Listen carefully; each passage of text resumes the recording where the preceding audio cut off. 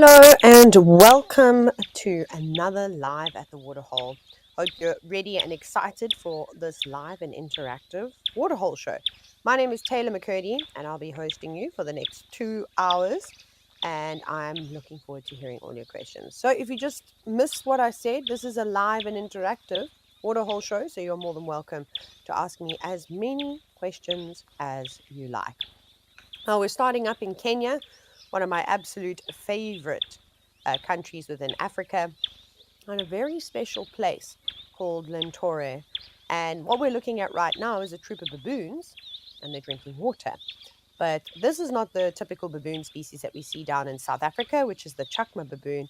This is the olive baboon, and they are amazing. You can see the baboon on the left that's sitting closest to us. That's one of the big males, one of the dominant individuals that'll be maintaining peace and protection amongst the group. You can see how fluffy he is, and there's another one just behind him too. I feel like the baboons in the Western Cape of South Africa look a little bit like this because it's so cold and miserable for most of the year. So they've adapted to having fluffy coats. But like I said, this is just the traditional look of the chakma, of the olive baboons. I am surprised that it is so quiet and that they're all just happily, peacefully interacting with one another.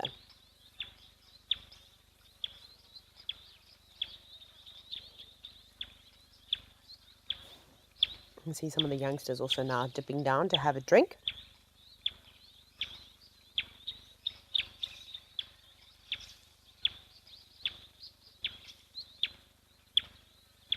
And then Prasida, hello. You said good day to everybody. Great to hear from you. Thank you for sending a little shout out. That's always nice. You can hear almost no vocalizations from the baboons, but the birds are very chatty and chirpy. Never mind.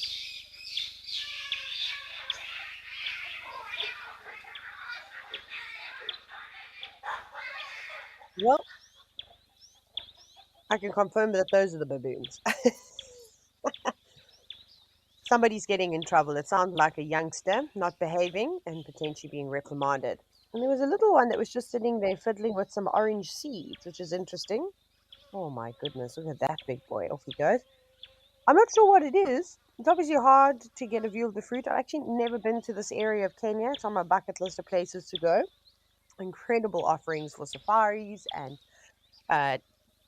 as you can see, the water holes that have got hides, which is so special. You can get amazing shots. It looked like almost eating fruit from a mistletoe tree. A tiny, kind of green on the outside, well, depending on where they're at, but as soon as you pop them, burst them out of their skin, they have this bright orange coloration to them. Oh, and then look at the tiny little baboon, little infant on the right. Gosh, face still bright pink and dark hair covering its body. It must only be a couple of weeks old, not very old at all. And this is a great opportunity again to do a size comparison between the male on the right and then the female on the left. He's almost double her size. A few more hellos. We've got Penelope, who's jumped on board, and as well as Harriet. And Harriet, you're from Cape Town, and you said it's overcast. What a shock. How are you surviving with the heat wave? I actually need to check the weather now very quickly to see what is going on with the weather in Cape Town, because I have no idea. It's just boiling hot for us all the time. It's currently 39 degrees Celsius in Hoedspruit. Let's see what's happening in Cape Town. And then I'll have to check the temperatures for Kenya too.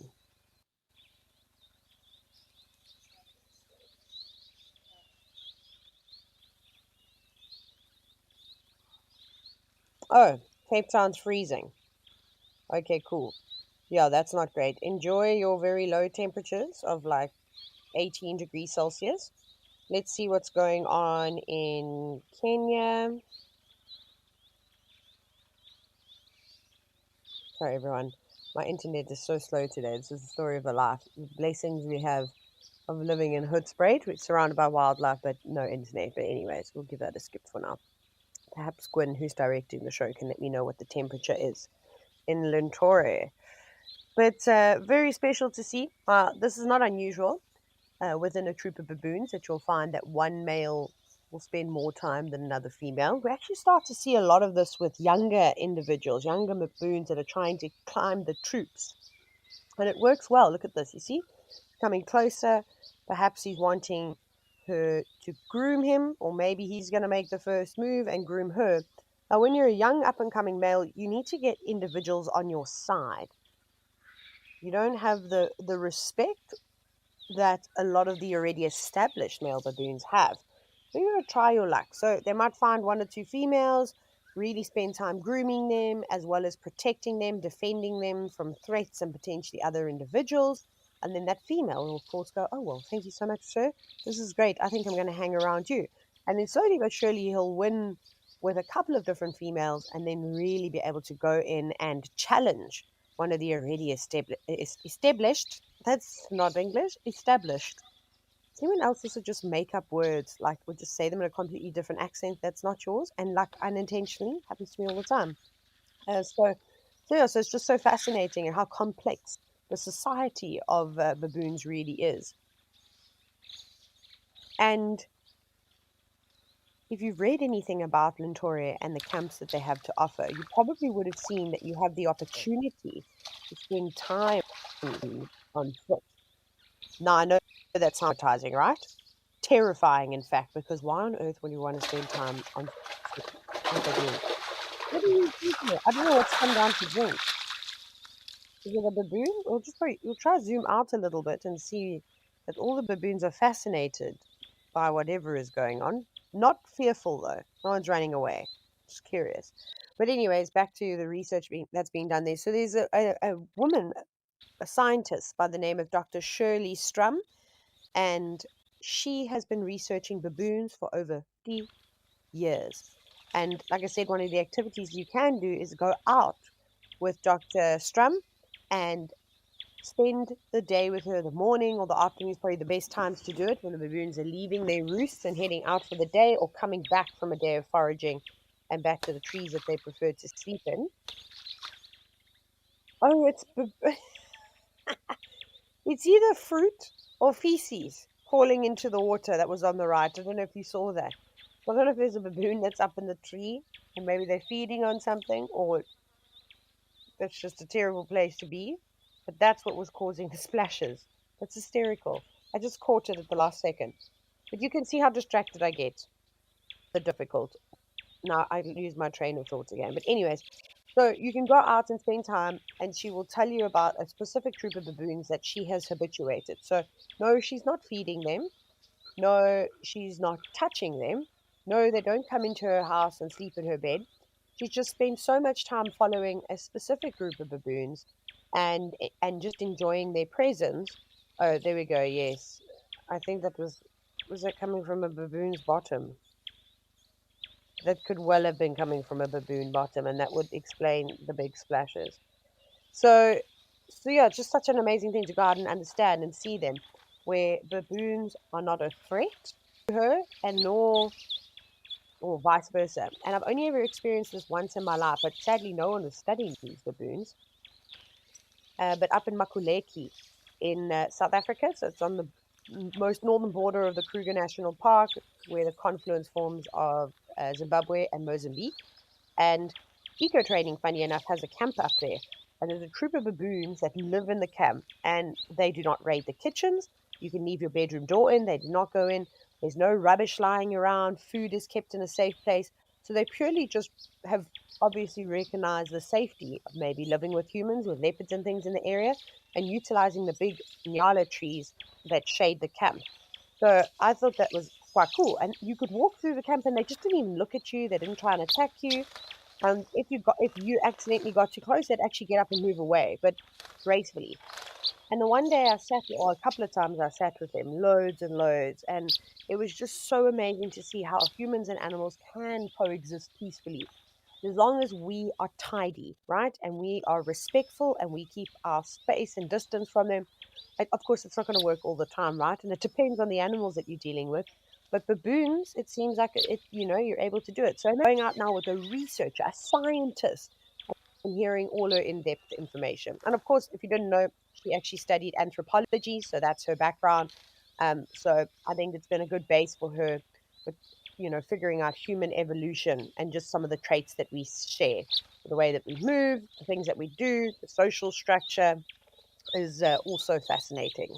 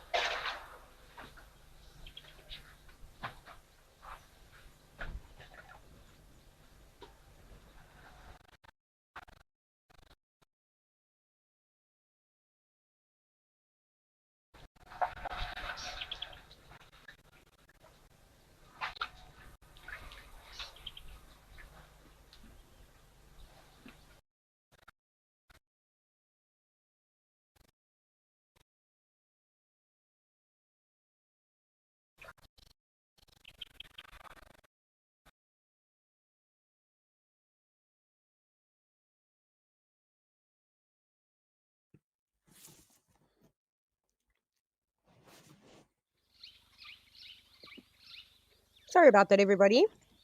It seems as though we're frozen. I panicked for a little bit because my kitten decided to run over the keyboard, and I thought, oh no, I've broken everything. But thankfully, I've not broken everything. We're now back in Kenya at Lindore. Let's see if this little baboon is going to be curious enough to move around. Holding on to Mom quite tightly, not wanting to leave her side just yet.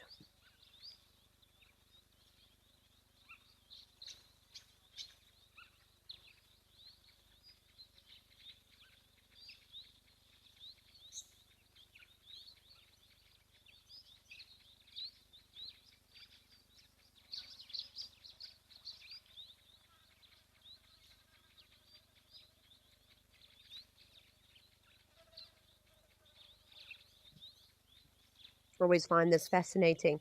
When the mothers drink water, the little ones have to hold on. But look at that little foot coming out, the little hand, curious about the water, just touching it ever so slightly. Now, at this age, I'm not sure exactly how old this one is, but the fact that it's still pitch black with fur, I mean, it's not the teeniest tiny baboon I've seen, which is why it's quite comfortable in saying that it's only a couple of weeks old or so, and it's still attached to the front of mom. So it's not going to be drinking water, but new textures is always something that attracts or entertains youngsters. This is a pool party I don't think I'd like to enjoy. Can you imagine swimming around, enjoying the shade, and then the next minute, bloop, baboon feces all over the top of your head or in your cocktail? Or, yeah, I don't think that that would be a lot of fun.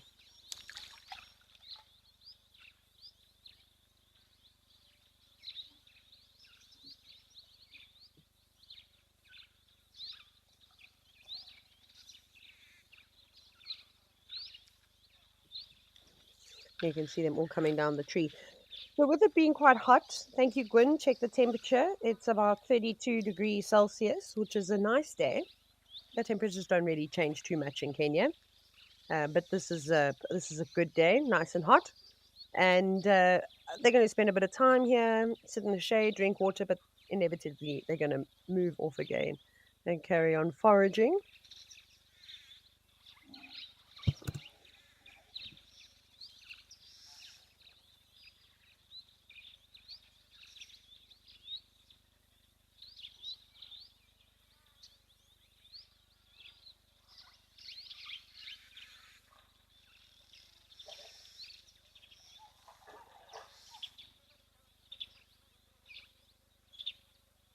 Here comes the rest of the troop moving in now. And then, Joan, you've said that you love baboons. And Harriet, you also find them so fascinating. And then Calvin, you've said, can baboons survive in any type of climate? I mean, they're highly adaptable for the most part. Oh, run, little one. Someone's going to get chased. Yeah.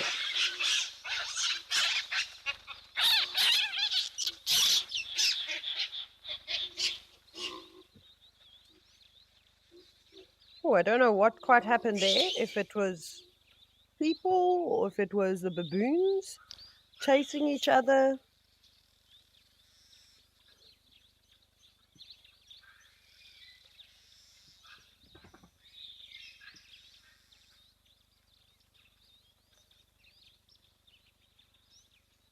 But interesting nonetheless. Oh, they're back drinking again. So sorry, Calvin. I would say yes. Barring the Arctic or Antarctica or Greenland or places like that where it gets excessively cold, I think that they would do quite well. There's only 5 species of baboons, and for the most part, the climates aren't that extreme. I mean, in some cases, they really are, right? When you're climbing up or living up in much higher altitudes, there's always that potential of snow. But they've got really, really thick fur that will protect them and help keep them warm. And they'll just adjust um, to their climates. Of course, if you just take a baboon from, say, the Masai Mara, where it's just nice and warm, and you chuck them somewhere else where it's freezing cold, they're probably not going to do so well. But over time, they will acclimatize.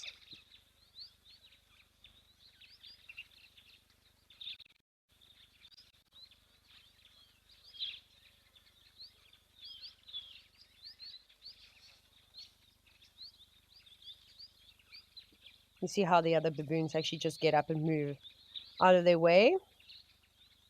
And then you can see there's a female. She's standing with her backside towards us. She looks like she's an estrus at the moment. Let's see if she's going to present herself to the male. Maybe she... No, she's definitely an estrus. Not interested in this male. Moving on to somebody else.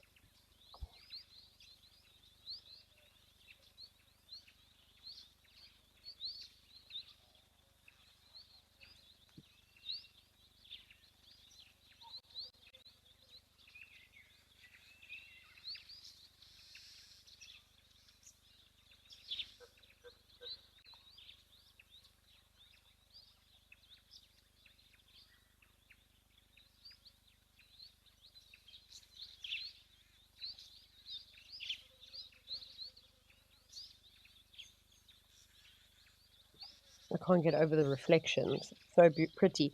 Lucy, you've asked, what is the life expectancy of a baboon? Again, it's always such a difficult thing to give a straight up answer to because there's just so many invariables. Higher predator density could lower the life expectancy, food availability, climate change. There's all these different types of things. But I'm confident in saying anywhere from just over 20 to maybe just over 30 years old. And of course, there are those examples that live a lot longer, although few and far in between.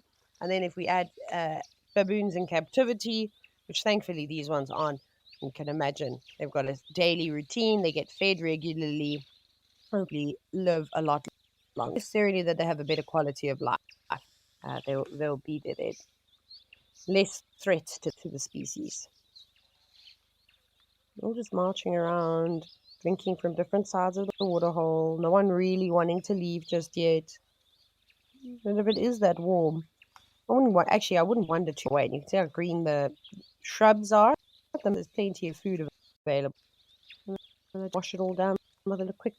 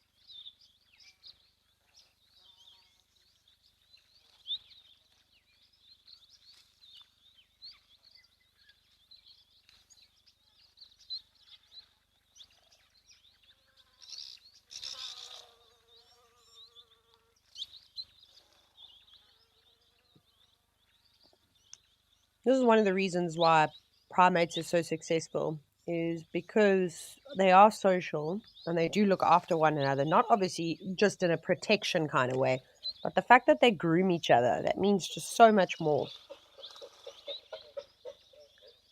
A lot of animals don't have the appendages that baboons and well, monkey species do. So you can see that female, gosh, she's really invested in making sure that this male baboon has no ticks or parasites. And of course, it makes for a great snack. But look at it. Look at the precision there. Wow. Goodness gracious. Someone got into trouble. They move so quickly. I didn't even have a chance to respond. I couldn't even get the word out. It happened so fast. I don't know if there was another male that was maybe unhappy that that female was grooming the male. I don't know. Could be a bit of that. She doesn't seem too perturbed, though. She's quite happy now. She's like, okay, well, I got out of that then. Not quite getting my snacks. I imagine it's like kind of grabbing handfuls of peanuts and raisins every now and then, except she's obviously digging through, or they dig through each other's hair. But I think it's kind of the same. Oh, and there's wow, look at all those birds. They're so beautiful. My goodness. Now I'm gonna be tested because I don't even have. I'm trying to see if I've got my Birds of East Africa book. Where are you? Or my Birds of Africa book, but I don't see it on my bookshelf, which makes me really sad. Anyways, these look exactly like 5-finches. Aren't they beautiful? Clearly males and females. I have no idea what they are. I have to find one of my books, but I'm not going to do it now because I think I'm going to have to rummage through one of my boxes, which could be quite fun and a lot of noise. But oh, there's a cordon bleu. Is it a cordon bleu at the back? You see it? It's got blue and it's got brown on the back and a bright blue beak. So there are some birds that I know, as you know, spending time around with the smaller birds. I haven't actually had that opportunity, to be quite honest, in Kenya. Having a bird bath or a water hole right near the camp makes a great difference, and then you get to hone in on these smaller species. But when you're not focusing on them, it can be a little bit on the tricky side. Oh no, my kitten has now seen the birds on the screen. You cannot eat them. Go away, turtle. She'll be back though. They're also keeping out of the baboon's way and smart, like I always say, when when we're watching birds at all the other cameras, is how the small little birds tend to stick near vegetation. Otherwise, they're vulnerable, might not get away if there is a bird of prey just lingering about. But for those of you that have spent a lot more time at this waterhole than I have, come on, tell me what what firefinch it is. Definitely one. Looks like some weavers also coming through now.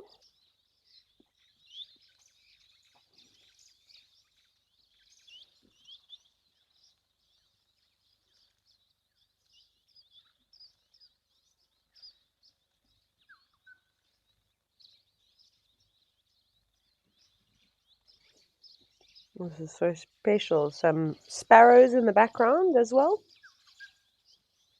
I'm going to wait for all of you to let me know.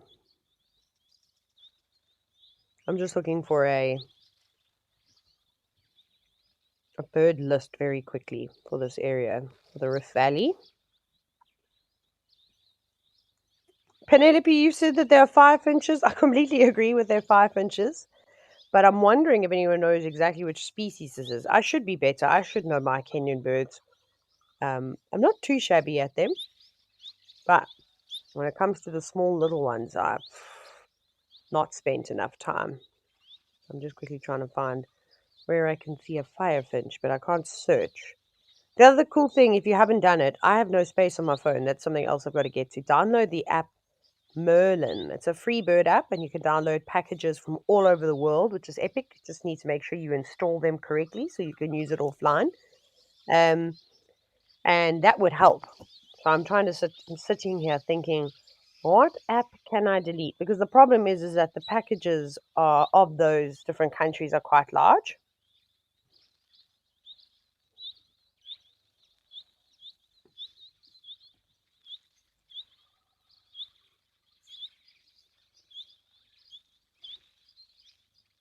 Some are saying an African 5-finch, but they look so bright.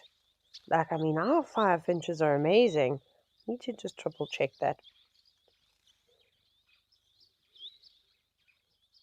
So much brighter than what we would typically see. I don't know if some of them are red-billed 5-finches, maybe.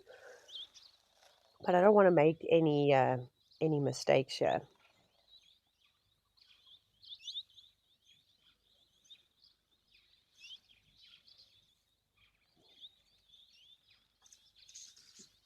Oh, there's a cutthroat finch as well at the back, just onto the left.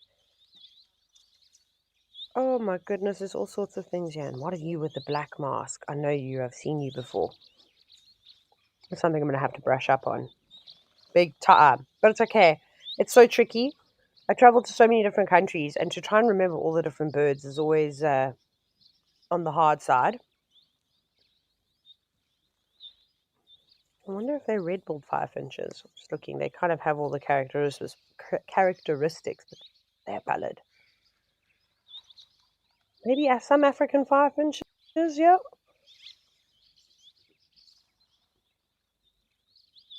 Beautiful. I have a really great book, and I need to find it again. But my favorite one is The Birds of Africa. The reason why I like it is because it obviously has all the birds of Africa in it and compared. So you go to 5-finches, and then it shows you the different species of 5-finches that occur within the continent. Not one that you can really travel with, but a great coffee table book for actually a show like this. So I need to dig it out. It mightn't even be here. It might be in my storage unit, and that needs to be available at all times. See, I've got a bit slow now with taking my books with me because I have a 15-kilogram luggage allowance. So I try and download apps. It's a little bit easier. Oh, look. Bugs. Ho-hos. That's my favorite. Looks like a dragonfly. No, go back to the ho-hos. Ho-hos is what we call insects in South Africa. I mean, look how much mud it is. Can you imagine the different species of wasps that are all here collecting mud? Oh, there we go. Janine Massane, you've said that it is a red-billed 5-finch. Thank you very much for helping me. That's very kind of you. Yeah, I think I could spend all day at this height. I wouldn't leave. That's the great thing. Like, you've got so many different activities that you can do here. Not just game drives, sitting by the hide all day. You don't need to be a professional photographer. You can just sit and watch, and that's the best way to learn. Look at them. There's flies. There's all sorts of things coming to collect moisture. Well, not to collect it, but to drink it, rather.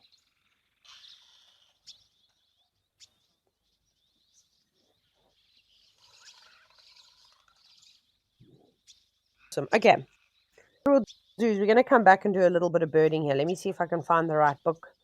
Let's head over to Tembe Elephant Park, where I'm sure we're going to see elephants.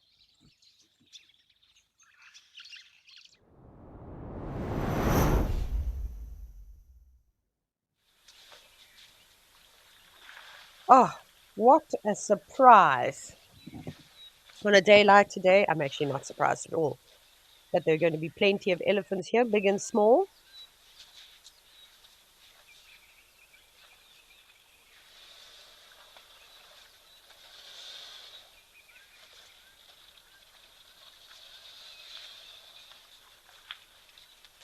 There's a common scimitable in the distance. Yeah, I do know my birds, just sometimes I forget.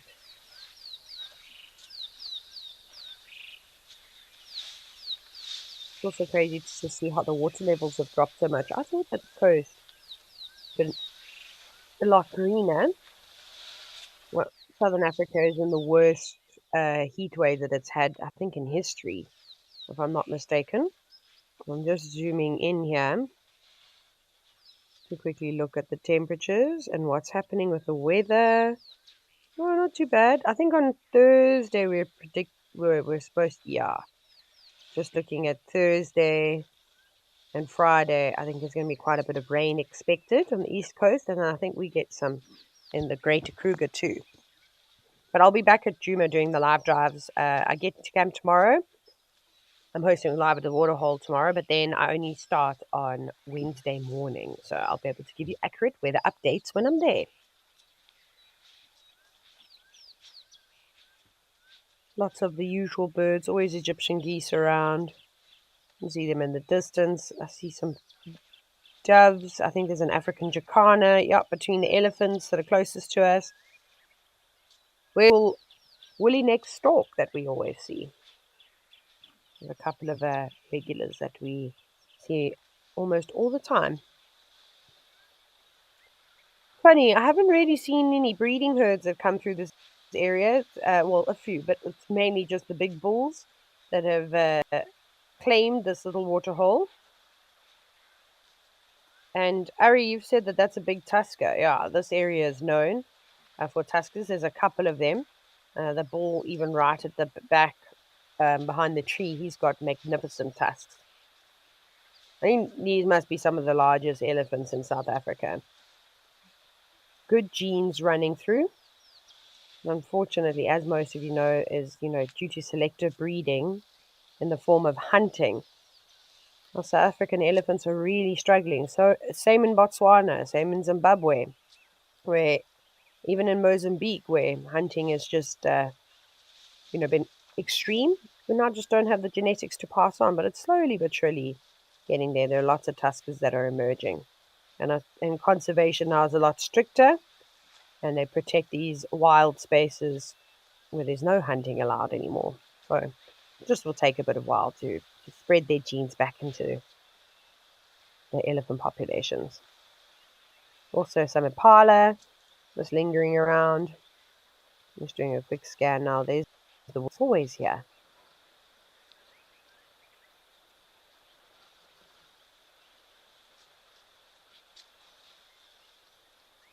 And I think that might be a white-faced duck at the back. Yeah, there's a couple of white-faced ducks too.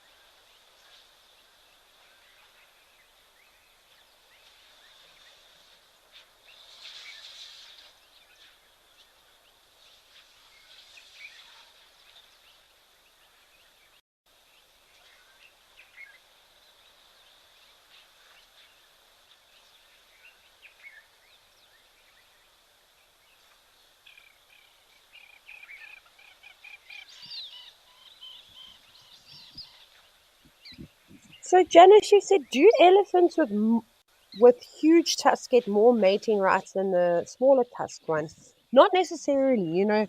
Tusk size is one thing, and females will prefer to mate with males that are the biggest, that have the most appealing features. For example, says tusks, but there's a lot more than meets the eye. So with elephant bulls, the big dominant ones, if they do get into a battle, which we don't see very often, it's serious business.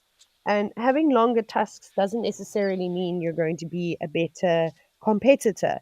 So that also just comes down to skill and I suppose the personal elephant itself. Has it practiced fighting more often? Has it gone through a period of its time where it hasn't eaten so much? So, like for me, I like to do this. Well, I'll look at it this way: it's an elephant bull that's already been in must for a couple of weeks. So, if you don't know what must is, I'll do a very quick recap. Essentially, elephant bulls can breed at any time, right? But females will come into estrus and then they mate with them. But when elephant bulls are in their absolute prime of their life, they go into a reproductive state called must. And the levels of testosterone are a lot higher than what they typically would be. And this is very clever because what it does is it encourages elephants, specifically the bulls, to move into areas that they don't normally hang around in. Now, we know elephants don't have territories, they kind of have home ranges, and that's depicted by the amount of food and water availability, I suppose, as females. So, as the bull gets older, they'll kind of stay in a similar space, and that's been proven and seen with elephants that are being collared. And then, as soon as they go into mush, you'll see them moving huge distances away from where they will typically spend most of the year. And that drive makes them go out and search females. Maybe they pick up a scent of a female in estrus and they'll follow them for a lot further, or they'll just go into a place and hopefully find some more breeding herds around there. So while they're doing that, they're not eating as much as they should. They're walking, they're on the move. They need to find the females and attempt to reproduce with them. So the condition starts to get weaker, if that makes sense. Obviously, they're in their prime and they're boisterous, but the fact that they also now don't eat enough, they still eat, but not as much as if they're not in must and not looking for females to mate with, that he's going to be weaker. So you might find that a bull that's just coming into must has got some experience on his side, but isn't as necessarily as big. Maybe there's a small size difference.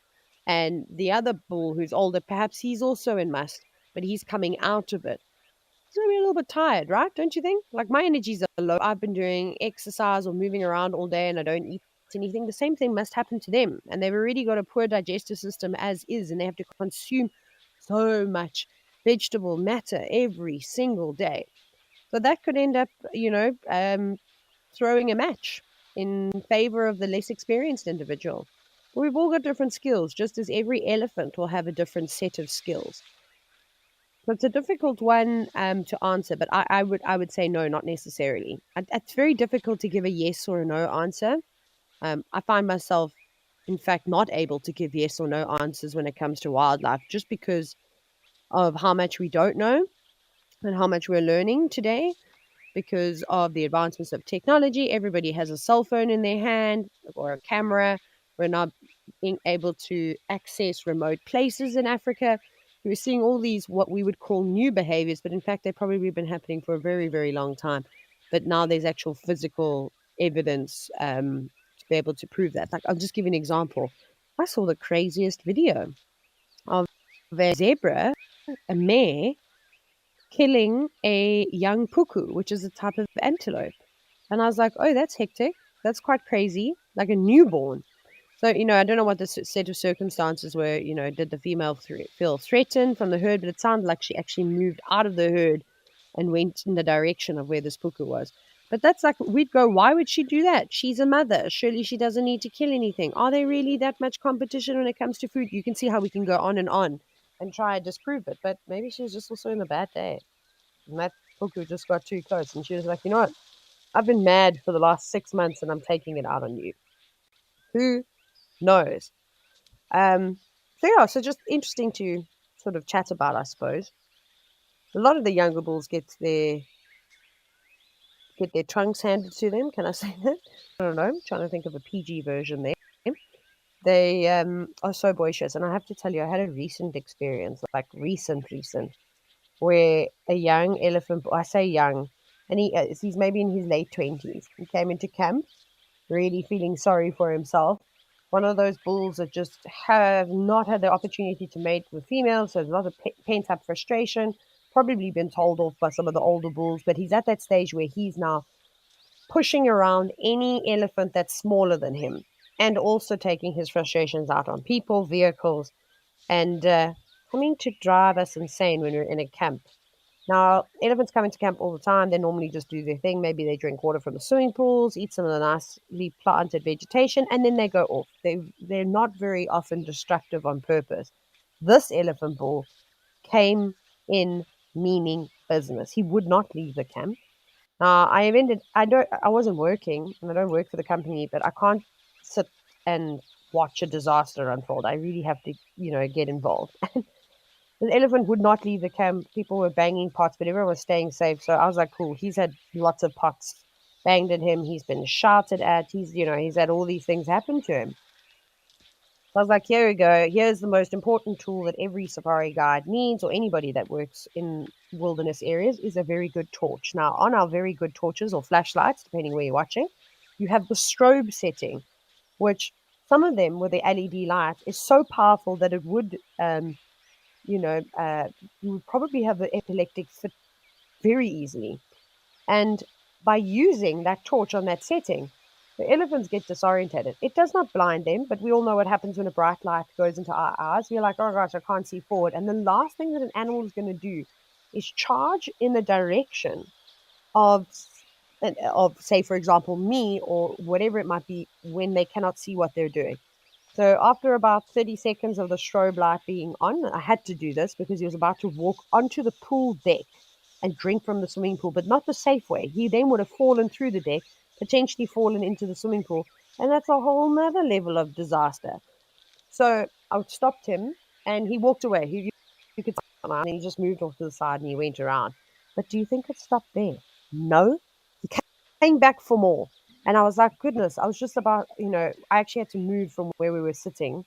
Next minute, someone says, Taylor, he's coming back, one of the other guests. So I was like, oh, are you kidding me? Now, there weren't very many of us in this camp, and he's come around behind the kitchen now, and he's on the deck again, but from the bottom side, where he should be, not in camp. There's this lovely couple from Brazil that is just sitting there, and this elephant is getting closer and closer, and I'm already saying, hi, I think you should maybe get up and, come towards me. Not listening, not interested, taking videos, still sitting at the table, eating. And I literally jumped up and I grabbed this gentleman, who was a very strong gentleman, by the arm, and I pulled him back. I had to pull him out of his chair because he wouldn't move. And then I had to pick up a chair to put between myself and the elephant. So just imagine me, for those of you that know me, with a chair and the elephant like a meter away from me going, get away. I wasn't shouting those words. I was using a lot more creative words, like shooing this thing away, because he was about to grab the guests or the table, and it just would have been a disaster. So I had to get involved. They did not see anything wrong with it. In fact, they were so worried when I pulled them all back away from the table. They wanted to get their phones, or they were worried about their food. And I was like, this elephant, he was going to hurt someone. Anyways, so that kind of happens. Elephants, a nightmare. That young bull needs an absolute hiding from one of these big tuskers over here just to put him in his place again. Sorry, I went on a ramble and a tangent, but I love sharing my random stories with you. And that is hands down the closest I've ever been to an elephant on foot. And I never, ever, ever, ever, ever, ever want to be on foot in arm. I could have stroked his head. I could have plucked an eyelash. That's how close he was. It was terrifying. Anyways, we have got a question. Inga P. You said, can a female elephant ever be kicked out of a herd for being too feisty? That's another interesting question. I think yes, absolutely, they could. I don't think it happens very often, though, because of the strong bonds that elephants will have. But because the herds can get quite big and not all of them are directly related from one another, you'll find that they have preferences. You know, I mean, elephants are great in the sense that if something is going wrong, they all kind of stick together and they protect one another regardless of the situation. But if it's not a threat and it's an individual upsetting the apple cart, then I think it's a different story. But she might end up leaving, say, with her daughter or older sibling or her mother.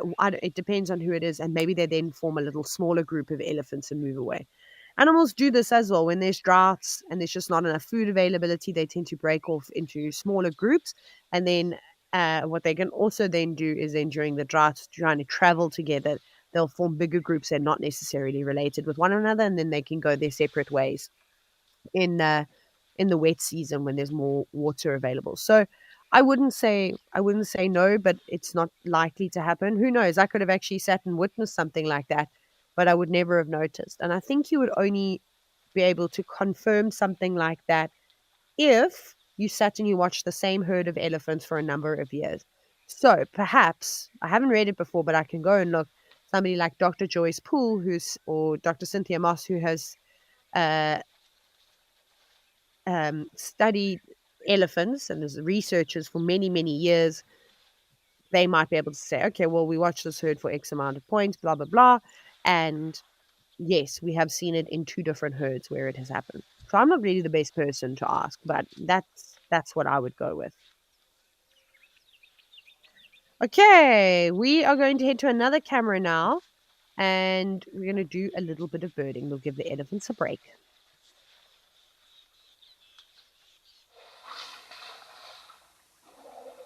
Okie dokie. Gosh, we've been all over. We've been in Kenya this morning. Then we were in the eastern corner of South Africa. Now we're all over to the western parts of Africa, and well, not west, southwest. We're in Namibia. Very different environment. It's a place called Safari Hook. Arid, trees completely different. Lots of rocks. Not much to eat for the elephants in this particular location. And this is a big elephant bull that we could see. Oh, no, we're going to do birding. Hang on. We've spoken lots about elephants. Let's focus on the birds because this is nice. So I'll give you a chance to all have a look. For those of you that have got bird apps, it's quite nice. I mean, you can do this. There's no rules. Maybe you can start a bird list for live at the waterhole cameras. Tricky though, because you don't have multiple countries, but even if you have a book. So what I want you all to do, first one, we all know what the blacksmith lapwing looks like. The one that flew, black body for the most part, white crowned, and they're always bullying lots of other waters. Now, the next thing that I want you to do is go to storks, which is this big bird over here. I think most of you would have been sitting there going, it's a stork, Taylor. And that's great. You put it into a family. 101 of birding. You don't have to know exactly what the species is when you are still learning. If you can just put it into a family, that makes it 1,000 times different. And this I'm waiting for you to all answer me now, is a I wish it was like real time. There's obviously a slight delay. There's a black stork, in case you were wondering. If you were tempted to say red-billed stork, sorry to disappoint you, but there aren't any.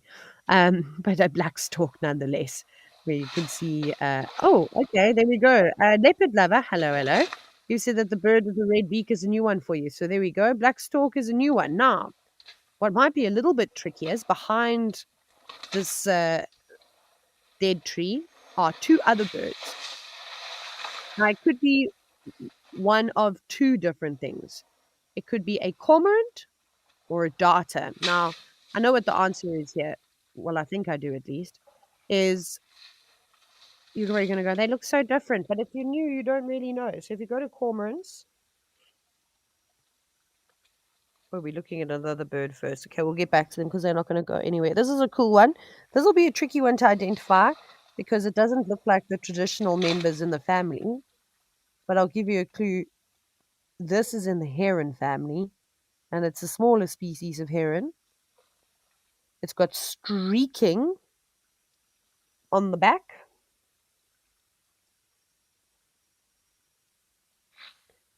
Anybody? Nobody? Somebody?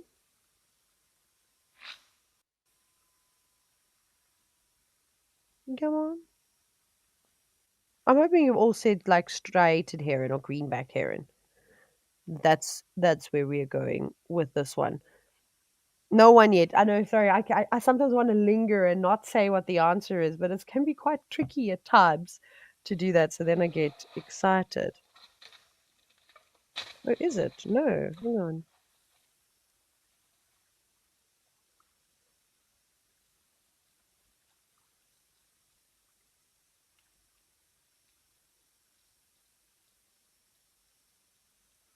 Beautiful bird, though. So the name of this has changed quite a bit. It's gone back to its old name, like I said. But they're phenomenal birds to watch. Agile, small, don't have long legs like a lot of the other herons do. But look how big the feet are in comparison of the bird. And look at the stealth movements, looking for any ripples, anything, any sign, maybe a flash of silver from a fish, perhaps mud moving off the bottom of the floor or the ground from a frog. Let's see if it's going to catch anything. Gosh, it's licking its beak at this point.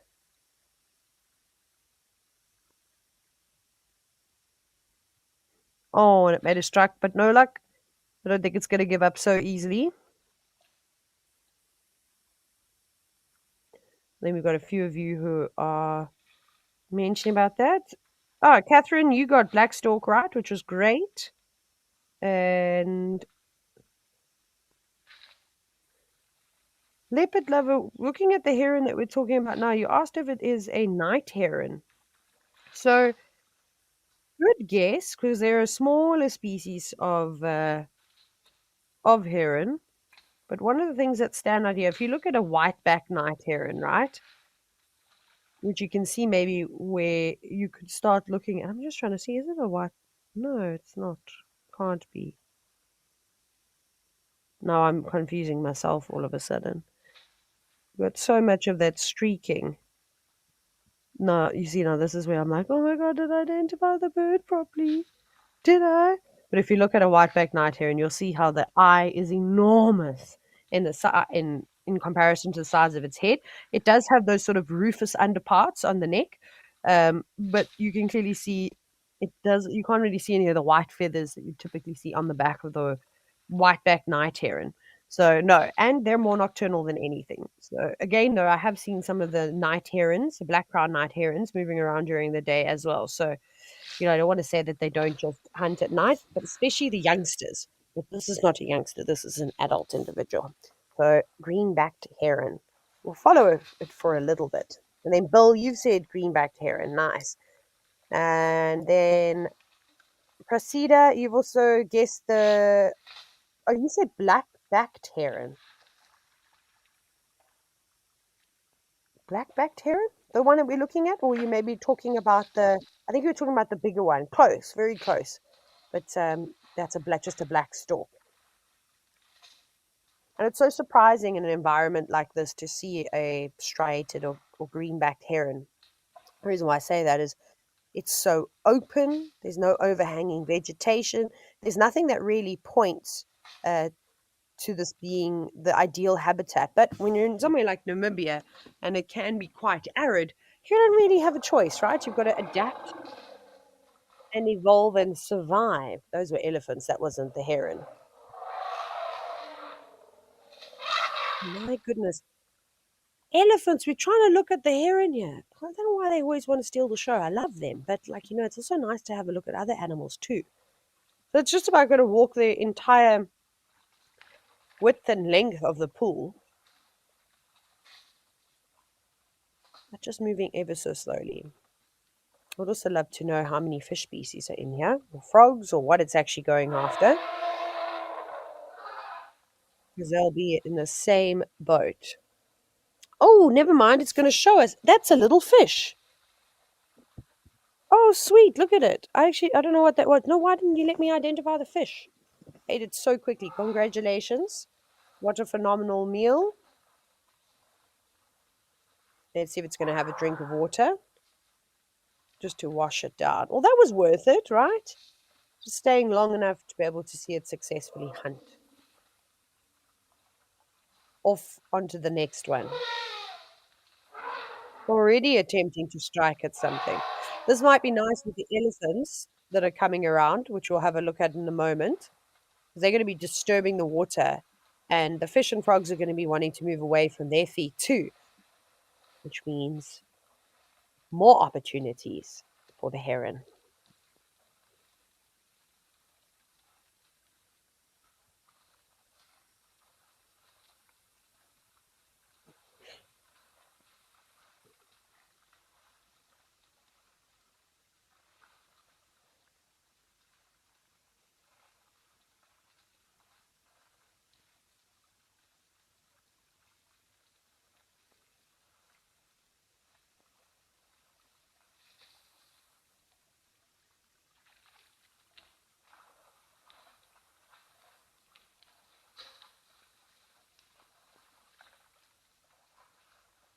What we can do is have a wide view. Looks like we're going into one now.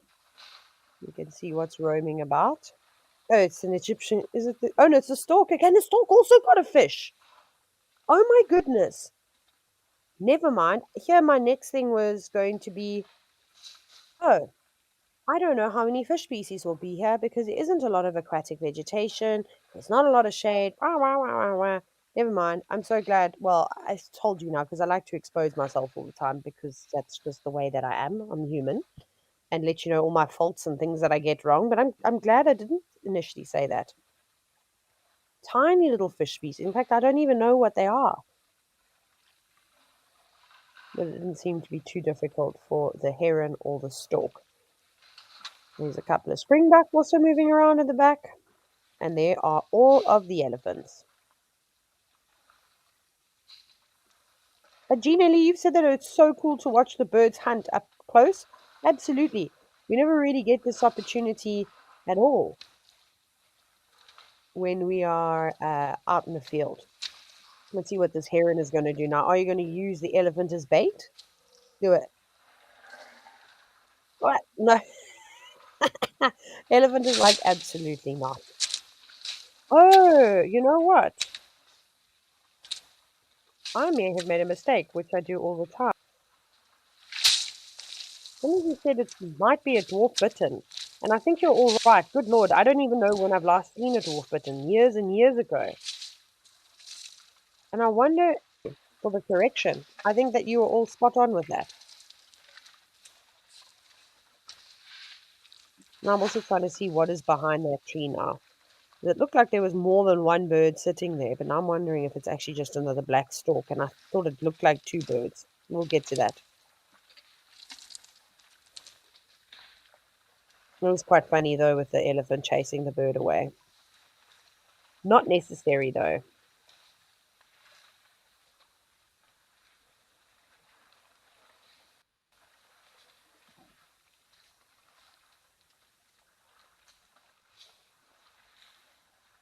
This is such a beautiful scene.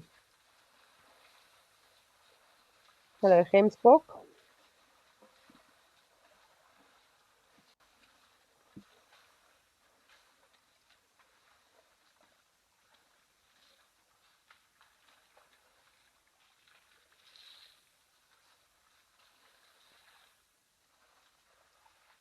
I'm just trying to get a closer view now. I really thought that there were two birds sitting back there.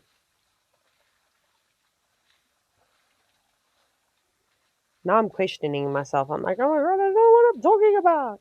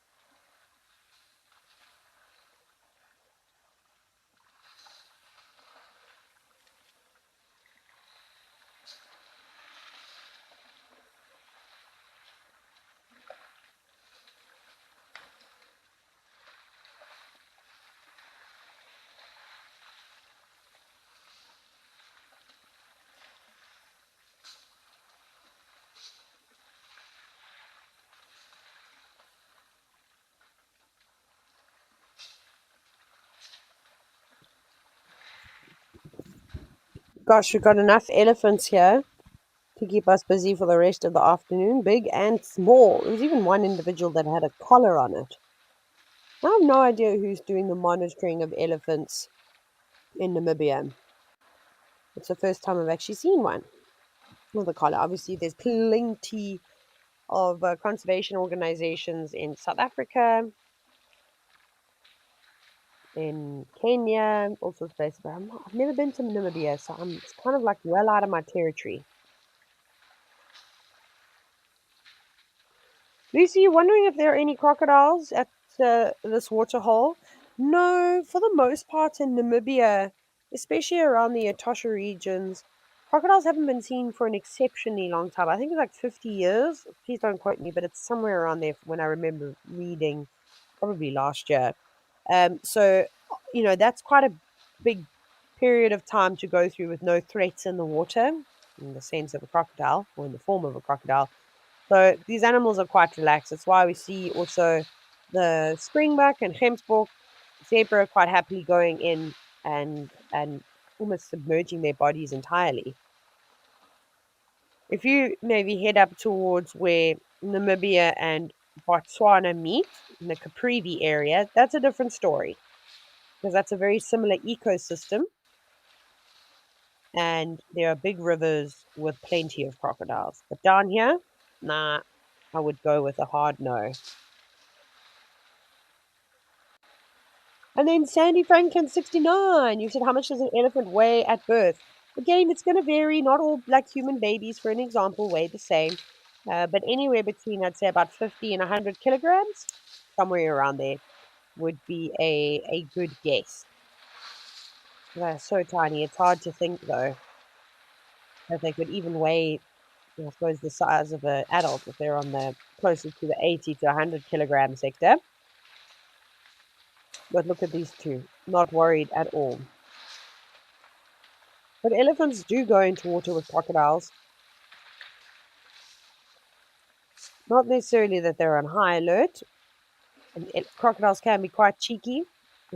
All of the naturalists have really spoken about crocodiles trying to grab elephants' tails or trunks, and it does happen. Quite a bit of footage over the last few years circulating.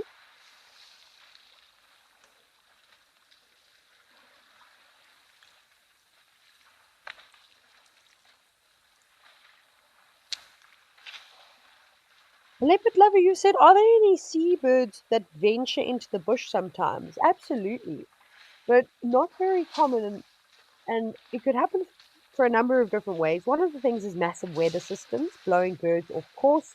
They could end up, being quite disorientated, maybe in an area that they don't normally spend a lot of time in, or maybe something has happened and those birds have had to change, say, their migratory course, for an example. And then they need a place to sit and to land and just to kind of regather, maybe stock up on food before traveling back on their original path. Like one animal species you don't really think to see is gulls, for an example. We get a variety of different species of gulls all over South Africa. I mean, then there are some places that you go to where you see grey-headed gulls, and you're like, I'm like between Dullstroom, which is a small town in the middle of nowhere, and Johannesburg, and you're like, what on earth are they doing out here? But anyways, if there's enough for the population to thrive and survive, then you might get these strange little local pockets or unusual pockets of birds hanging about. But it's not normal. I'm trying to think in terms of like an ocean bird in the bush. I haven't seen, but there was a flamingo that was sighted in the Kruger National Park. I don't know, I think it was earlier this year. Uh, so that was fascinating. I don't think that was a hoax. I think that was real. So strange. There it was. Didn't stayed for a couple of days, and then off it went. I suppose it would have been difficult for the flamingos this year, to be quite honest. With no rain, wasn't lots of opportunities for the usual breeding sites. So, yeah, maybe even blown off course. And then, Catherine, you said that the only crocodiles that you have ever seen are in the Caprivi, where the Kunene River is. Yeah, that makes a lot of sense. No, but it's just too arid for crocodiles to venture down this way. It's not to say that it's impossible, because it absolutely is. But it's so seasonal, the water holes, if they're not pumped, can dry out completely. And it's not like there's just another water hole or a river system that's just a stone throw away that the crocodile could move to. But look how happy they are.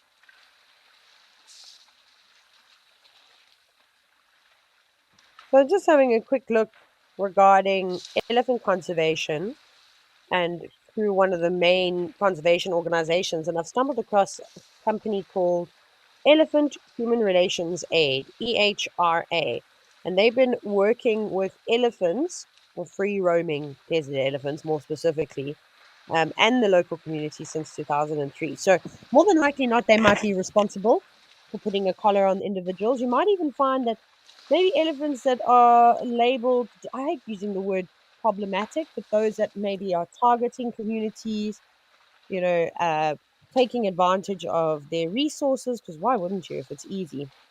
But maybe some of those elephants would be collared just to make sure if they do get too close that they can try and get them out of there safely. It happens a lot with lions in East Africa. We see that. And then again, I've seen it in South Africa with some elephant bulls too. But then again, there's all sorts of other research that is being done. So many elephants could be tagged. So thank you, Marianne van der Heerden. You've actually just said that there was apparently a brilliant man who was talking about conservation of elephants in Namibia, which is awesome. Yeah, I'd love to do more research on that. It's just always something. It's so difficult. You're not spending time in those areas.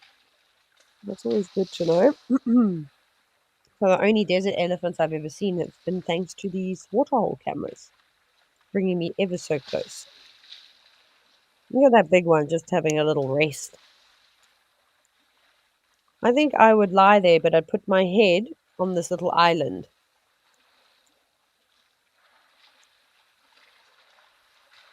and then sleep.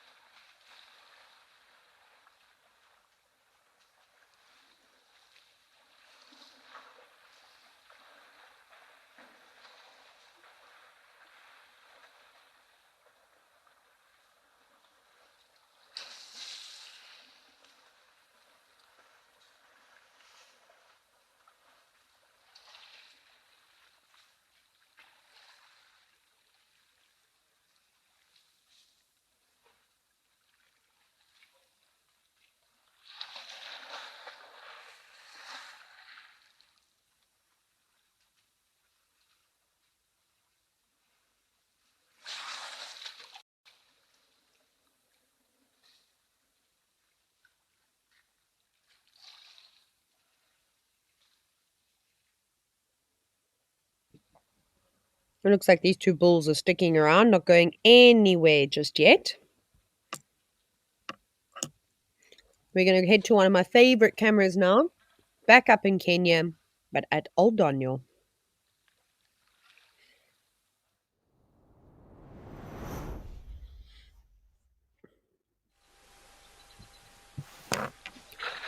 Look at this view. Isn't this spectacular? I'm just about to see underneath this elephant's belly.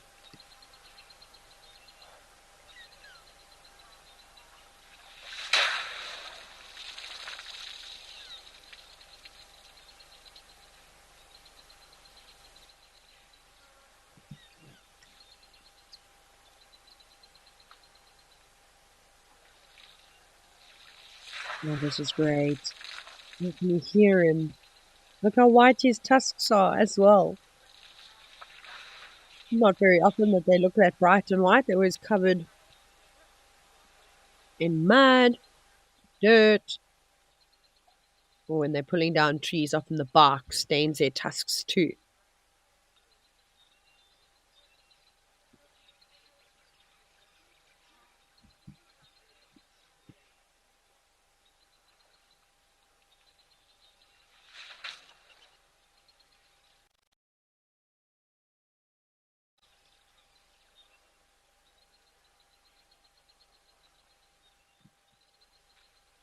No one else around him, though. No zebra, no giraffe, no other elephants wanting to join.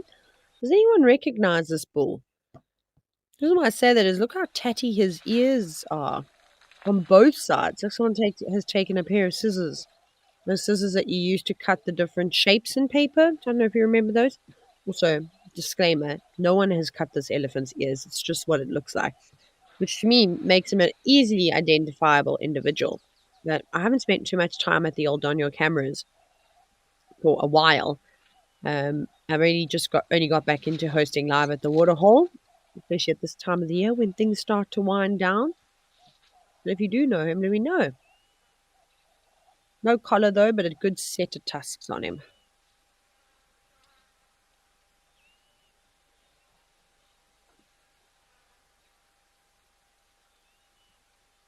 Now he's finished having a drink. Almost looks like he's about to have a siesta.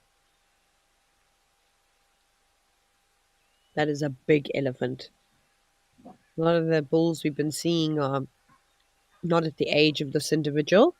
Again, it's really hard to say, but I want to put him in his late 40s, going into his 50s, or maybe early 50s already. Probably early 50s. But look at him. He's extraordinary.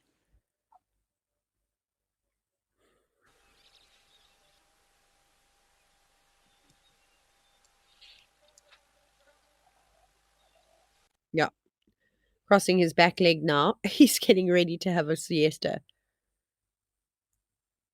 We might have to go to another camera in a moment. I'm not sure if it's just glitching on my side. It could be, like I said, the joys of internet and Hoodspray doesn't exist. Barely. There we go. Sorry, everyone. It seems as though Hoodspray, sorry for talking badly about you. You were not the problem. It was some technical issues. But, of course, Safari Hook, we can continue to get our elephant fix. And isn't that beautiful? I mean, if there was no ripples in the water, can you imagine the reflection you'd be getting on the blue sky and the clouds? With the elephants waiting on the outside, look like they're about to step into the sky. Oh, I can dream. What an overactive imagination. Look at that little one on the right, sussing out what are those two that are submerged? What are they doing? Maybe I can go play with them or kiss them.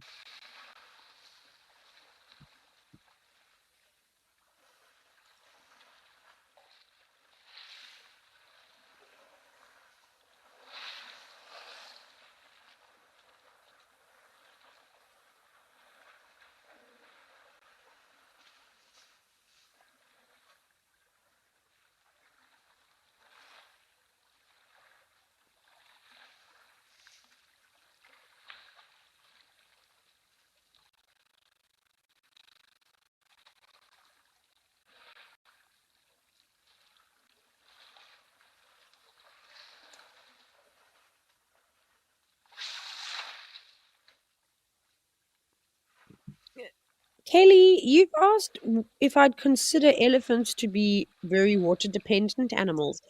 So it's an interesting one. I mean, ideally, elephants would drink every single day, and if they could drink 20 times a day, they would, right? But that doesn't always work so well if you've got to travel a distance to find your food. You've got to balance it out. So if they drink once a day, that's great. But while they are traveling huge distances, so say in an environment like Namibia, where the where it's quite a harsh environment and there aren't lots of water spots, just everywhere, there's big distances, then maybe they go almost a day or so or two without drinking. Maybe some of the plants that they then feed on, any tubers or fruits, that they might be picking off the surface or digging tubers and roots out from underneath the ground, and some of the leaves might hold more moisture, especially in the mornings when, or very early mornings, and I suppose late evenings when the temperature drops and then you get dew forming on plants. But again, for an elephant, gosh, a little droplet on a leaf, for an example, is really not going to make a significant difference in its daily water consumption needs. But in Namibia, they spend a lot of time around water. I find from what I've seen on the cameras, even longer than what we see in, say, South Africa. They drink a lot, but they stand for ages and ages being exposed to the sun, not always having big trees to shade themselves under. And they'll use more water just to cool themselves down. These elephants are so sweet. And then Lenny said, are there any female tuskers, or is it always just male? Well, this is the incredible thing.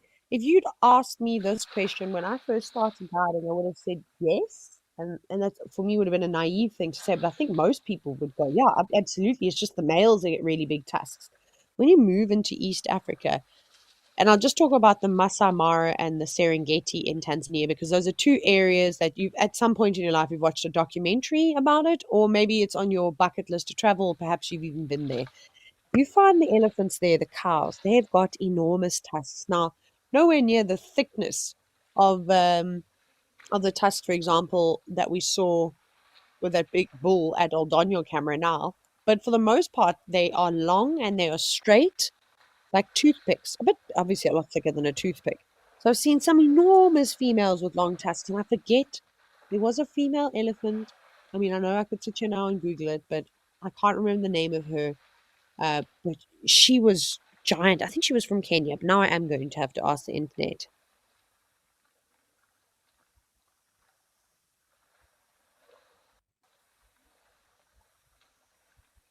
because why not? Very cool to have the internet at your fingertips, of course. Very spoiled. Except if you could only see what I tell while watching these animals. Yes, it was in Kenya. Her name was Dida or Dida. I think Dida is probably the case. And she died, I don't know when she died, in 2022. Gosh, from one of the worst droughts that Kenya had ever seen. Isn't that crazy? Was it 2022? Sorry, I'm just having a quick look here. Yeah, it was 2022, November. Madness. And they estimated her to be about 60, 65 years old. That's incredible. And she just died of old age. Go and have a look at pictures of her. So Google Dida, Dida, elephant, Kenya. You'll have a look. She's enormous. She looks just like a male. But you'll see what I mean when I talk about the tusks. And of course, with that very sharp, angular head, it gives away that it's a female. Wow, she would have been incredible to see. I haven't spent much time up in Savo, so she wouldn't have crossed my path, unfortunately. But definitely worth the web search. You won't be sorry. I mean, in this day and age, we very rarely see elephant bulls with tusks as magnificent as hers. But I'm sure that her gene will be passed on to, or has already been passed on to many elephants. So Gwen is directing the show. She's sitting in Johannesburg, and she said, hectic. Those are huge tusks. And I had such a laugh because I recently met a couple, and she is from South Africa and Botswana, but lives in Sweden. And I said to her, what is one of the things that you miss the most? And she replied with, the random words that South Africans use to describe many different emotions, right? So, like, it could be something really sad, and then we go, oh no, that's hectic, or wow, that's so hectic. It's madness. You can just use that word for everything. And I'm guilty. I use it like 300 times a day at least. Watch now that I've pointed it out. Listen to how many times I say it. And we can't. It's just genetically programmed in South Africans. I think I've even heard James Hendry say it a few times, which is saying something. Then come the springbuck, just having a quick drink, wetting their hooves, not really making it all the way into the waterhole. I don't know if I'd like to be in the waterhole with elephants. Yeah, we see it at Aldonyo, but that's quite a small little pan. This is obviously a lot more room. But when they do start frolicking about, goodness gracious, good luck. Well, doing what that elephant is doing there, kicking its front feet, trying to loosen up the soil or mud, and then it will toss it over itself. That's more effective, of course, than just putting pure water over you. It's nice to have muddy water. There they all are, waiting their turn. I don't know why they're waiting their turn, because there's so much frontage here that they could drink from. They don't all have to cramp on top of each other and around the stump. Sometimes I wonder about animals, but I suppose they're doing it for a certain reason, right?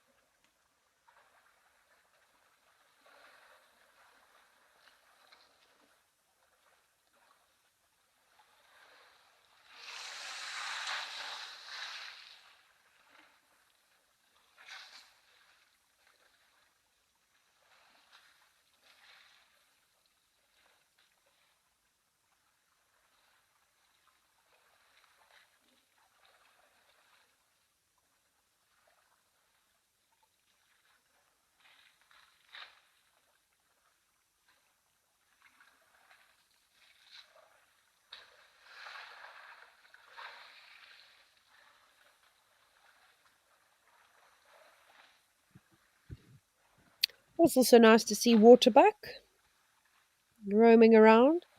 Goodness gracious, look at that enormous elephant bull standing amongst all the others. He dwarfs the rest of them. Now, I know there's quite a few youngsters, but you can see it looks like some adult cows on the right-hand side, and they've just got nothing of him in terms of his size. Gosh, that's a big animal.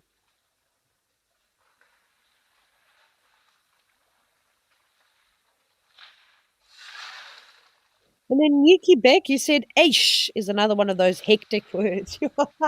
Yeah, that's true. Absolutely. And sorry. And shame. Shame for everything. That's my favorite. We just so good. I love our nation so much and just how we just decide we're going to use the words differently from the rest of the world. And that's our story and we're sticking to it and no one can tell us otherwise. It must be so difficult for people visiting South Africa to not quite understand what we're talking about. Never mind just our accents that throw people off. And then, Catherine, you've said that you love when you can use words for very different things depending on the context, and that you said that you've got a couple of those in Germany. I'd like to hear those German words, please, Catherine. Let me know. I need to know them so I'm prepared. And if you're watching from different places of the world, maybe you can share that too. I know it's not wildlife behavior, but it's quite funny to learn about different cultures, right? And different sayings and how we use them relevant to whatever the context may be.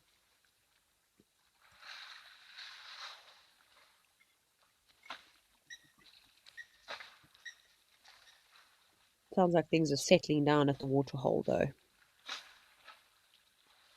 There's one elephant splashing about, but everyone else seems to have moved off. Earth lover, you said you use haibo. Haibo is a phenomenal word as well. I say that a lot too. I'm trying to think what else I say now, although Gwyn has to listen to me quite often, so maybe Gwyn can tell me what words that I say too often. Hectic is one of them. Cool is another one. That's terrible slang, but I'm going to use it for them. Probably won't use it in a board meeting, but you know, is another one. I definitely said, "Oh my goodness, look at that tiny little elephant! Goodness gracious, you're so small!" Just ran straight into the back of Mom, panicking that it wasn't going to be able to get away from the commotion. Don't worry, it was nothing serious, nothing that a drink of milk can't fix. Gwen says, she says, "Cool all the time." Yeah, that's my word. There's a couple of others that I say. And it'll come to me because now I'll start noticing it and I'll feel so super self-conscious about it. But hey, luckily I've got other insecurities. No, just teasing. Sorry, I couldn't help myself. Dark humor needs to stay in its box. And now look at this elephant. She doesn't even have tusks. So I was just reading about Dida and that elephant cow with the most enormous tusks in the whole wide world. And then I stumbled across the Kruger National Park that actually has a page dedicated to female tusker elephants. And I was quite surprised by that because I didn't know that that was there all these years. So it is there. There's not very many um, that they really talk about here. I'm just trying to open it now because I want to read you their names. But the internet is slow. And now I've gone out. I'll find it again now.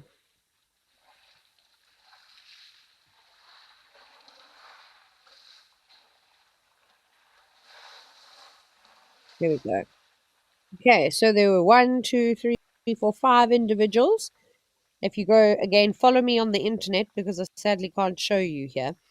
But if you just type in female tuskers, elephants, Kruger, then it pops up on a page on the Sandparks website, and they list the five individuals. So we've got Jubilala. She's big, right? She's got one tusk. Her right tusk bends around, but yeah, it's very thin. Then there's Marele. She's there too. She's got decent tusks, but not the biggest that I've ever seen. And then we've got ones that are going to be difficult for me to pronounce. I need to excuse me for my pronunciation. Nwami, Nwami Sejani, something like that. Sorry for the terrible pronunciation. Also, one tusk exceptionally long, and then Nwamdlovu, another female. She's got pretty equal sort of tusks, but they don't go straight to the ground. So nothing in comparison to what we've been seeing in what has been seen in East Africa, and in fact, the elephant cows I have seen in Kenya in comparison to those 5 females that they talk about in the Kruger National Park have been much larger.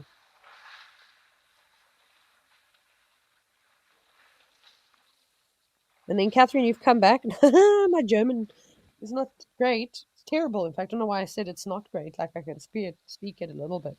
You said that mfahen. No, now I want to say it like a Xhosa word for an example. You have to send me a voice note and pronounce that. But anyways, it means what? Umfahen. No, umfahen. Maybe. It means to drive over someone or drive around someone, depending on the context. So I know which way I'd use it. And then leopard lover, you've said that you use now, just now, and now, now. And then apparently Tristan taught you now, now, now, um, which is always quite complicating for people because we say it doesn't matter when. You ask people what does it mean, and we use now, now, now, and just now interchangeably. I don't know one person that's consistent using it with how it's supposed to be used. Then another one is must. Yes, must. You must do this.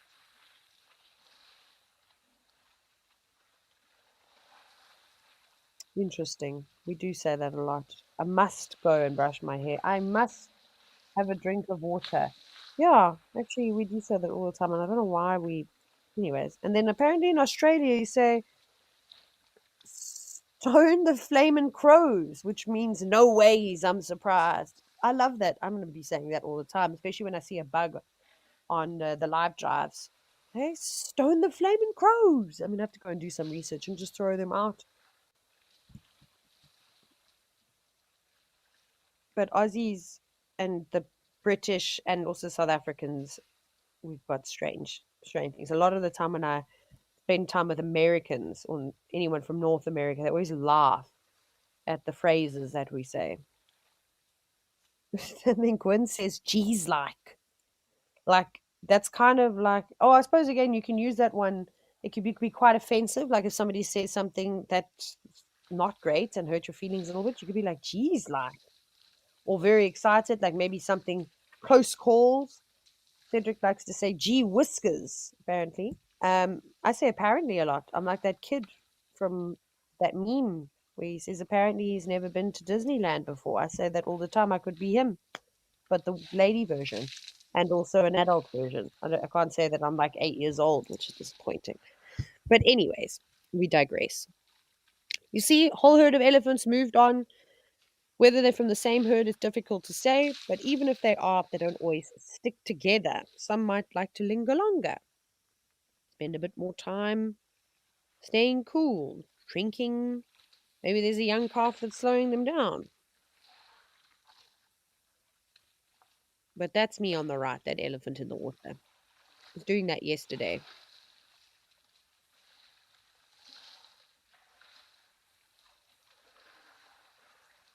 Oh, goodness, the elephants are just so much bigger in Namibia. Like, look at the average size of the cow. She's big, that one on the left.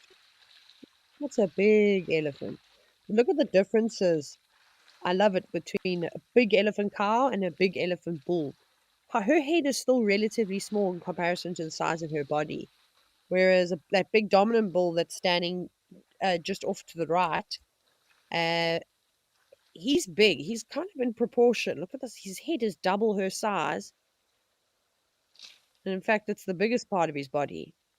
Crazy. My goodness, that's huge. I don't know when I last saw a big elephant like that. I did see Ezzelweenie, like I think about 2 months ago. Is it 2 months ago? Maybe a month ago. And he's a great tusker that lives in the greater Kruger area around Maluli, Pridelands.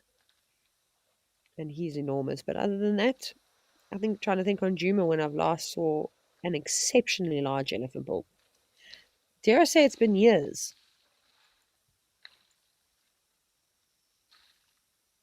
Oh, now he's going to paint himself with that lovely red sand.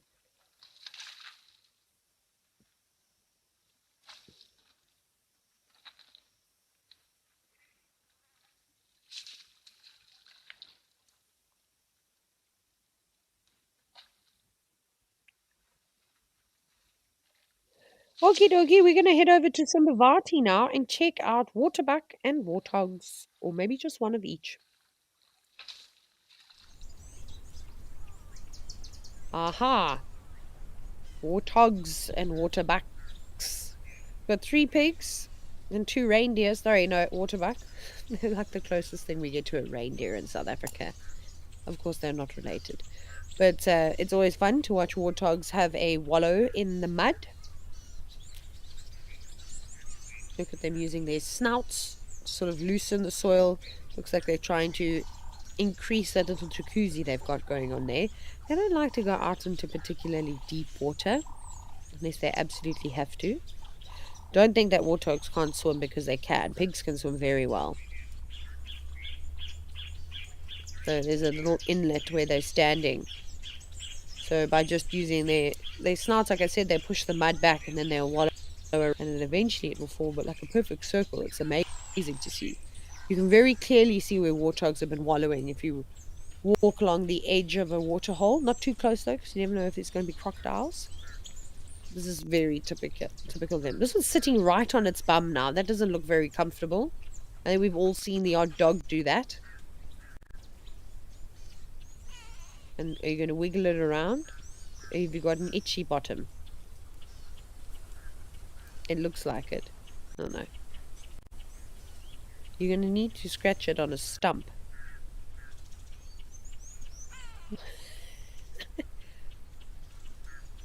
Good place though to make sure you've got mud covering your nether regions. Just adding the extra layer. That can't be a comfortable place when flies start to bite.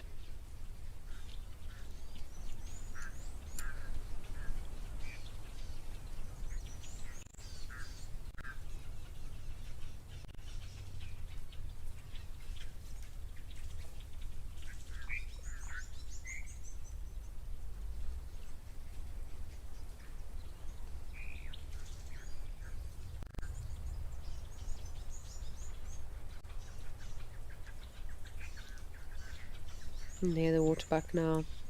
No, yeah, it is. Sorry. I was like, what are you? Where are you? Why are you hiding? But it's hot. So I know why you're hiding.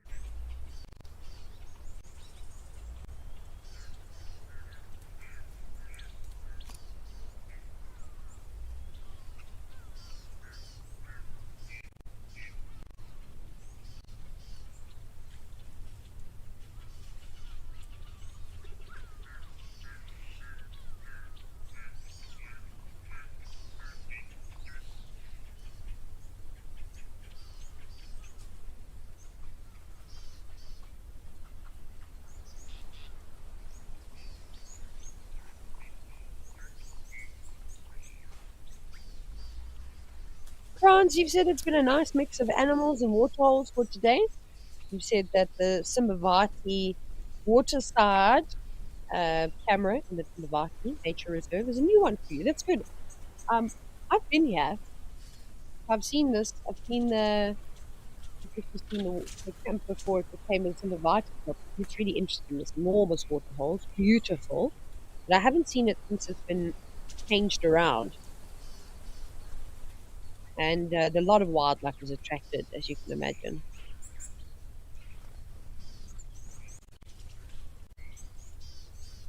But we have been lucky. Unfortunately, my terrible ID didn't go well. It didn't go well for me today. I'm going to blame it on the fact that I'm sick. Not anything too serious, of course. Just, there's always a cold or something going around, and I'm the first one to pick it up. Drives me. Although I've been avoiding it, and I've now finally caught up to me. I thought it was in the clearing for December, as we call it in South Africa, December for flu. These all look like balls. I'm just waiting for them to jump up now. One on the back left is definitely a ball. They're all scooting their bottoms across the ground. Look at that little scoot motion. and all just taking their turns. Again, they've got to sit on top of one another, but they could quite easily all wallow together and not have to take turns.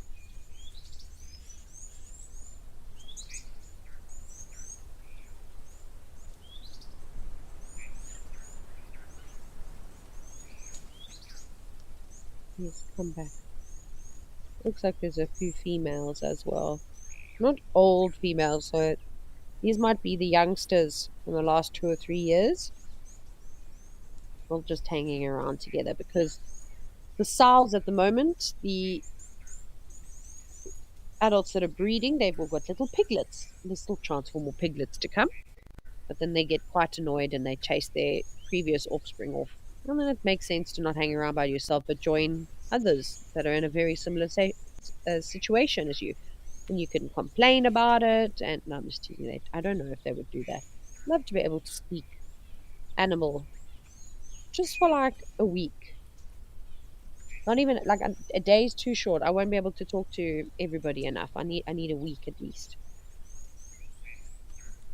But even the warthogs are cotton bothered, and these females look pregnant. Look at those big bellies, especially the one on the right. She looks like she's about to burst. And those black patches, you might be noticing underneath their bellies, they've all got them. Those are sebaceous glands, so oil secreting glands. And that substance smells revolting, but it does have a purpose. It helps repel water off of the coat. Can't imagine any parasites would want to go near that though.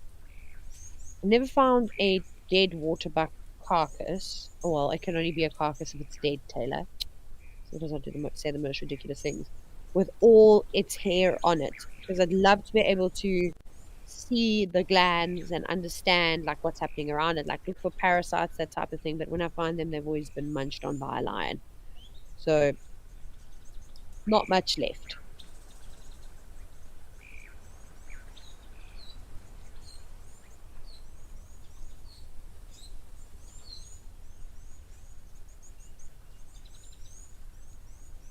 All the birds sort of all just chirping and chatting. But these waterbuck are really just trying to make do with what they have. Go walk through the water, that'll be lovely. And then Penelope, you've said thank you to me and Wilder. You said hamba gachle and salagachle. Penelope, which means stay well. So that's a typical greeting, especially in isiXhosa, where you say to somebody hamba gachle, go well, and then the person that is remaining, well, you would say to them salagachle. But we don't have much time just left. It's been awesome, and I'll see you all tomorrow for another live at the waterhole. But until then, have a wonderful Monday, and we'll chat soon. Bye-bye.